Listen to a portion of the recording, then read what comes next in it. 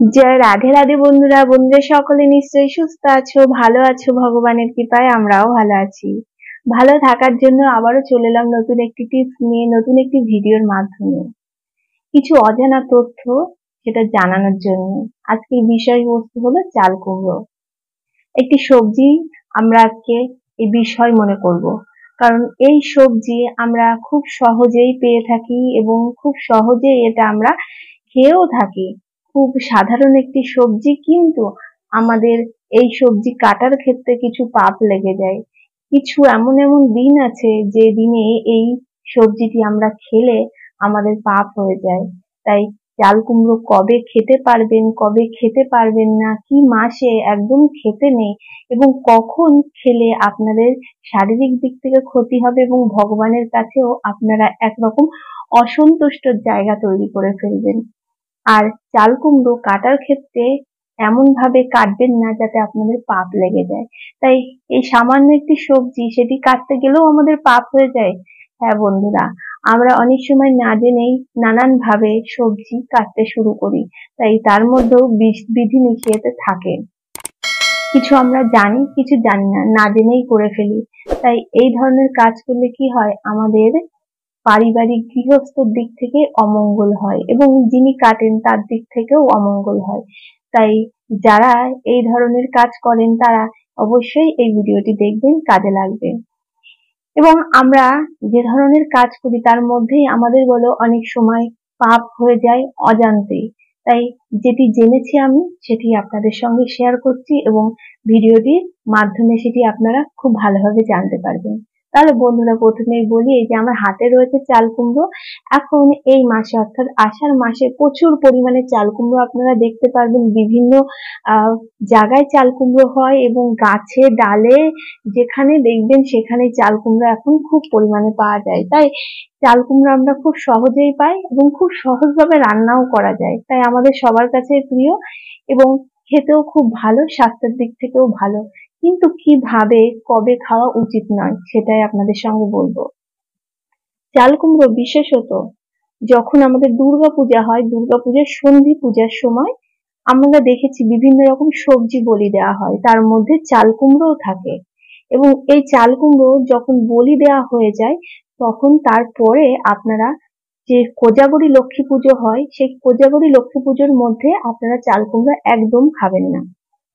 এবং এই সময় যদি আমরা কোনো প্রকারের চাল কুমড়ো খাই, তাতে আমাদের বিশেষভাবে পাপ লেগে যায়, যেহেতু এটি দুর্গাপূজার সময় বলি হয়ে যায়। এবং সেই বলির সবজিটা আমাদের এই কোজাগরী লক্ষ্মী পুজোর মধ্যে অন্তত খেতে নেই। আপনারা তারপরে এই চাল কুমড়ো খেতে পারেন। কোজাগরী লক্ষ্মী পুজোর পূর্ণিমা তিথি চলে যাওয়ার পরে আপনারা এই চাল কুমড়ো খেতে পারেন। কিন্তু দুর্গাপুজোর সন্ধি পূজার থেকে কোজাগরী লক্ষ্মী পূজার মধ্যে কোনো প্রকার চাল কুমড়ো আপনারা খাবেন না। এমনকি আপনারা বাজার থেকে কিনে বাড়িতে এনে রেখেও দেবেন না। অনেক সময় কি হয়, আমরা জেনে গেলাম যে চাল কুমড়ো খেতে নেই, কিন্তু বাড়িতে তো জিনিসটি আনা হয়ে গেছে, তাহলে এখন খাবো না, দিনটি চলে যাক, তারপরে ওই চাল কুমড়োটি খাবো বা ওই সবজিটি খাবো আমরা মনে করছি, কিন্তু সেটা করা উচিত নয়। আপনারা সেই তিথিতে জিনিসটি বাড়িতে এনেছেন এবং সেই তিথিতে আপনাদের বাড়িতে এই জিনিসটি থেকে গেল, তারপরে এর মধ্যে যত রকম নেগেটিভিটি থেকে গেল, আপনারা যখন এই জিনিসটি খাবেন তখন সেই জিনিসটি আপনাদের মধ্যেই চলে আসবে। এবং যখন এবার মনে করতে পারেন বাজারেও তো অনেক সময় কিনা থাকে বা থেকে যায়, কিন্তু সেটি বাজার থেকে আপনারা যখন ক্রয় করে আনছেন তখন সেই দোষটি কেটে যায় এবং সেটা আপনার বাজার থেকে কিনে আনছেন এবং সেই তিথি নক্ষত্র পার করে। কিন্তু যখন বাড়িতে থাকে সমস্ত রকম দোষ ত্রুটি আমাদের মধ্যেই থেকে যায়। তাই সেই বাড়ির থেকে আর বেরোয় না, আমাদের শরীর থেকেও আর বেরোয় না। তাই বন্ধুরা, বোঝা গেল যে আপনারা কোনো প্রকার পারলে দুর্গাপুজোর মধ্যেই খাবেনই না। কারণ সন্ধি পূজার দিন ক্ষণ সময় হয়তো আপনার তিথি নক্ষত্র জানতে পারলেন না, তাই দুর্গাপুজোর মধ্যে, দুর্গাপুজোর থেকে এই কোজাগরী লক্ষ্মী পুজোর মধ্যে কোনো রকম চাল কুমড়ো খাবেন না, তাহলে সব থেকে ভালো হয়। অনেক সময় আমরা এই চাল কুমড়োর যখন এই চাল কুমড়ো খাচ্ছি না, অনেক সময় চাল কুমড়োর বড়ি, যেটা আমরা বিউলির ডাল বলি, বিউলির ডাল যেটা আমরা বাড়িতে অনেক সময় বড়ি করে খাই, সেটাও আপনারা করবেন না। মানে এই সন্ধি পূজার থেকে হচ্ছে কোজাগরী লক্ষ্মী পূজার মধ্যে চাল কুমড়োর কোনো বড়িও আপনারা খাবেন না, সেটাও খাওয়া ঠিক নয়। কিন্তু হয়তো সেটা অনেক আগে আপনাদের বানানো থাকতে পারে, সেক্ষেত্রে মনে করতে পারেন খাই, কিন্তু না খাওয়াটাই ভালো। কারণ সেই সময় যেহেতু চাল কুমড়োর বলি দেওয়া হয়, সেই জন্য সেই সময়টা বন্ধ রাখাই ভালো। কারণ সেখানে ভগবানের উদ্দেশ্যে এটি করা হয় এবং এটি বলির দান হয়ে যায় যেহেতু, সেই কারণে এটি খাওয়া নিষেধ বলা হয়ে থাকে এবং বিভিন্ন রকম রোগ ব্যাধির সৃষ্টি হয় এই সময় এই জিনিসটি খেলে, এবং এই তিথিটি পার হয়ে গেলে আবার আপনারা খেতে পারেন, তাতে দোষ থাকে না। এবার বলি বন্ধুরা, অনেক সময় দেখেন এই যে চাল কুমড়ো বলি কেমন ভাবে দেয়া হয়, এই মাঝখান থেকে এরকম ভাবে ফাল করা হয় এবং এইভাবে আমরা অনেক সময় চাল কুমড়ো কেটে থাকি। বাড়িতে যখন সবজি কাটি দেখবেন এই যে বটিতে দিয়ে মাঝখান দিয়ে এইখান থেকে কাটা হয়। এটা একদম করে খাবেন না। কখনো বাড়িতে কোনো সবজি, শুধু চাল কুমড়ো নয়, কোনো সবজি এরম মাঝ বরাবর কেটে খাবেন না। ওতে বিভিন্ন রকম রোগ ব্যাধির সৃষ্টি হবে এবং এটা বলির সবজি হয়ে যাবে এবং সেটাই আপনারা খেয়ে নিচ্ছেন। যখনই চাল কুমড়ো কাটবেন এইভাবে, এই লম্বা লম্বি ভাবে চাল কুমড়ো কাটবেন এবং এই চাল কুমড়োর মাথায় কোনো রকম সবজির খোলা কিংবা কোনো কাগজ কিংবা কিছু এর উপরে দিয়ে নিয়ে তারপরে কাটবেন, তাহলে আপনাদের দোষ ত্রুটি সবকিছু চলে যাবে। বলি দেওয়া হয় বা বিভিন্ন রকম কিছু বলি দেওয়া হয় পূজার ক্ষেত্রে, সেখানে যারা কৃষ্ণ ভক্ত, যারা প্রসাদ ভোজী, তাদের কখনোই দাঁড়িয়ে থেকে দেখতে নেই। বলে জীবন্ত হোক বা নির্জীব বস্তুর বলি হোক, সেই বস্তুটির বলি দেওয়ার সময় যে হাহাকার, যে নেগেটিভিটি থাকে সেটি আপনার মধ্যে ছড়িয়ে যাবে। কারণ আপনি যেহেতু এই বিষয়টি মানেন না বা এই বিষয়টি আপনি এড়িয়ে চলেন, সেখানে দাঁড়িয়ে থেকে দেখলে বা আপনি সেটি সেখানে উপস্থিত থাকলে আপনার মধ্যে প্রচুর পরিমাণে পাপ সঞ্চয় হয়ে যাবে।